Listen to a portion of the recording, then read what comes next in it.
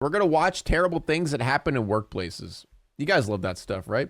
Analog horror? Dude, I'm not 12 years old, all right? I'm not 12 years old sitting in my parents' room on their computer and like just giggling to myself. Oh, a siren head. Ooh, it's all it looks like this is from a VHS. Ooh. Oh, whoa. I love tornado sirens. I love when they add the sound effect and then show a creepy face. Sorry, analog horrors are like, I don't know, 99.99% of them are absolute garbage. There's the occasional one that's decently made and well made and good, but 99.99% of them are just like silly, goofy, like children. What do you call it? Creepypastas, you know? I'm an adult, is what I'm saying. I'm On a the man. 25th of January, 1979, Robert Nicholas Williams reported to work as usual at the Ford Motor Company's casting center in Michigan. Oh God, not Ford. It's already Robert was bad. 25 years old and worked as an engineer at the plant, managing a massive custom-built robotic parts retrieval system. The system was 5 stories tall and consisted of a series of powered carts and robotic arms that could quickly retrieve parts from and return parts to a vast array of high-density shelving And it could units. also kill someone very easily. The robot could move parts that were heavier than any human worker could handle, and do so at a pace that a human worker would be unable to match. Dude, On this particular... honestly, thank God we got rid of like human jobs and you know, have robots taking over the jobs. Thank God. It makes our lives easier, right? I mean, at least we could get a job at like a minimum wage job at like a McDonald's or something like that and make enough money to be able to live your life normally and be able to afford everything and not be broke and homeless, even though you have a job. Hell, even 2 jobs. The day, Robert was one of 3 engineers in charge of the system. Humans keep breaking. But an undiagnosed fault with the machine meant that it was operating significantly more slowly than it normally would. If it continued to operate slowly, supply and production demand, baby. could be delayed, Supply and potentially demand. costing the company a huge amount of money. No. This was, not of course, Ford. a situation that the engineers wanted to avoid. Robert was asked to speed up the process by climbing up into the high-density shelving and retrieving some of the required parts by hand. Robert duly did so, entering the shelves and climbing up to the 3rd level to access the parts that were needed. Ruh-roh. As he did so, the robot retrieval system was still in operation, moving rapidly and silently elsewhere in the Ruh-roh. maze of shelves. It is likely that Robert had very little warning when it entered the same area of shelving that he was working in. As the machine sped past him, a protruding part on a heavy transfer cart smashed into his head, killing him instantly. Oh! Robert's co-workers were at first unaware of the accident. The machine continued to operate for 30 minutes, patiently and indifferently retrieving No one saw blood on the machine or anything? Nothing? parts from the shelves before they discovered his body. By the time Robert's body was discovered, it was too late for medical intervention. The machine and the entire rest of the plant was quickly closed down. God damn. Robert's body was retrieved and the police were called to process the first ever incident of a human having been killed by a robot. And so it begins, ladies and gentlemen. This is where it all began. This is the first instance of a robot killing a human. When will it end? When will it end? The robot uprising has begun. In the aftermath of the accident, Robert's family sued the manufacturer of the robot, Litton Industries, alleging that they had designed a system that lacked adequate safety measures to protect the workers using it. True. Litton was ultimately ordered to pay a sum of $15 million to the family of the deceased, holy shit. in a ruling that would go down in history as the first, but certainly not the last, of its kind. On the 23rd of December 2010, Alan Catal reported for work as usual to a Not small factory Christmas. in the town of Runcorn in the UK. It's almost The Christmas. factory was owned by Piranha Mouldings, a company that made moulded plastic kayaks. Alan, 54 years old at the time, was a supervisor and had worked at the factory for a number of years.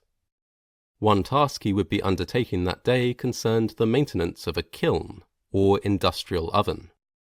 The kiln was of a bespoke design and was used to bake moulded plastic parts. Oh, I love it that. had a I love number the of sound of design that. features to make it more efficient. I'm totally certain that no one is going to go in there and get burnt alive or get cooked alive. No. Including a design feature that would automatically shut and lock the doors when the kiln was switched on. Oh, that's even better. I love that. Yeah. Oh, that's such a I'm sure nothing bad's going to happen with this, guys. This is not a recipe for disaster, okay? Having an auto-locked door with no emergency exit or way to shut it off, nothing bad's going to happen. The Don't kiln worry. used a huge amount of energy to reach temperatures of 280 degrees Celsius Oh or my God. 536 degrees Fahrenheit. So Bruh. ensuring that the doors were shut whenever it was switched on saved a significant amount of electricity. Cleaning up the kiln was a common day-to-day task within the factory. Oh, Workers had to remove spilled blobs Oh, of I hate melted this. plastic from the inside I of the hate machine, this. and it was a task that some workers were especially wary of. There had been 2 previous incidents involving the kiln.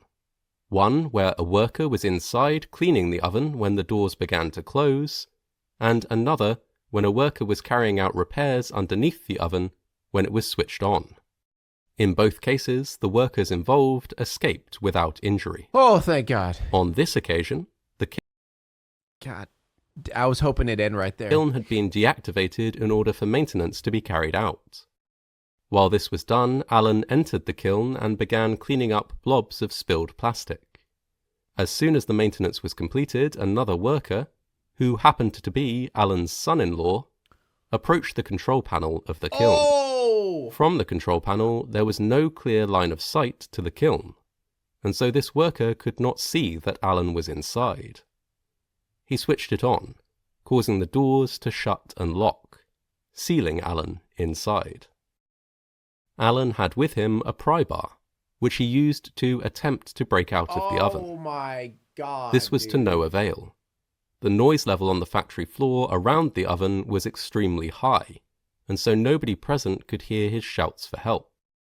Other workers only realized that something was amiss when smoke began pouring from the oven. Oh my By the time they had switched it off God. and opened the doors, Alan had suffered severe burns and passed away. The Dude, that is that one's rough. Oh my God, that actually makes me queasy. accident was followed by He a actually lengthy got court cooked. case with He Piranha straight up Mouldings got accused cooked. of corporate manslaughter. The company was ultimately fined £200,000, and the company director was given Like, a why? I don't understand. This is 2010. How do they not have a fail-safe button on the inside of the fucking thing? Wherever, like, that's it. That's such a simple thing to add to this, is a fail-safe button, an emergency button, where if someone gets caught inside, you just slap it. Shuts it off. Like, that's such an easy feature to add. suspended Why did prison no one think of sentence. that? The oven was modified with the addition of an escape hatch, an intervention Oh, now they that did should it. have been in place from the day it was installed. On the 16th of August 2012, temporary worker Lawrence Day Davis reported for work at the Bacardi bottling plant in Jacksonville, Florida. It was the first day of his assignment, and he was delighted to have found some work through a temporary worker agency, as he was keen to earn money and help out his family. Temporary worker agencies supply workers to other companies on a temporary basis. Typically, this means that workers can be brought on to meet demand, working for a few hours or days as needed. The agency takes care of the administrative side of their employment, saving the company they perform the work for time and money. Worked in a rubber molding factory and had so many close encounters of the plates not being tightened enough and almost falling down on my arms. Oh, dear God, dude. Factory jobs are scary, man. and providing them with a more adaptable, flexible labour force. Lawrence reported to the Bacardi bottling plant and was issued with a high-visibility vest. On arrival at the plant, he was given a 15-minute training session. I think I've seen this one. After this brief introduction to the factory was completed, Lawrence was sent out on the floor, initially to work on the bottling line. Is this one that After I've less seen? than an hour in this role... Oh, God. Yep. I know this one. I know this very well from just this picture alone. Only 15 minutes? Yeah. Yeah, this one... However, Lawrence was sent across the factory floor to help clean up after sad. a machine malfunction. A number of glass bottles had spilled from a palletizing machine and smashed on the concrete floor below. The broken glass now needed to be cleaned up, and Lawrence was asked to enter the area below the machine and do so. Keen to impress on his first day at work, Lawrence did so without question. He began to pick up the glass, and was still doing so minutes later when, without warning, the machine was switched back on. The machine was designed to stack pallets with full bottles of rum. A fully loaded pallet could weigh as much as 900 kilograms, or 2,000 pounds. As soon as the machine was switched back on, one such pallet descended on top of Lawrence and crushed him against the floor. Other workers heard Lawrence scream as the machine restarted, and though they immediately triggered an emergency stop, they were not quick enough to avert the accident. For several minutes, workers struggled to reverse the machine in the hope that it would lift the pallet off Lawrence's body. They even resorted to using a handheld pry bar to try and move the pallet. But this was no use. Dude, by the time this was such a sad thing because it was bro's first day. He got 15 minutes of training and then dies because he was trying to be a good worker. Emergency services arrived on the scene. That's so fucked Lawrence had passed away. Were they impressed though? Oh my God. The 15-minute training session he had been given at the start of his shift had not covered hazardous work, such as working around or underneath machinery. Given that it was his first day and that he was a temporary worker, Lawrence had deferred to the expertise of the permanent workers at the plant, and had died within 90 minutes of beginning his shift as a result. In each of these cases, multiple failings contributed to the death of a worker in horrendous circumstances. One particular safety measure might have prevented all three. It is common for workers in industrial facilities to need to enter dangerous areas in order to carry out maintenance or resolve problems with machines. It is a long-established practice to lock out machines whenever this is necessary.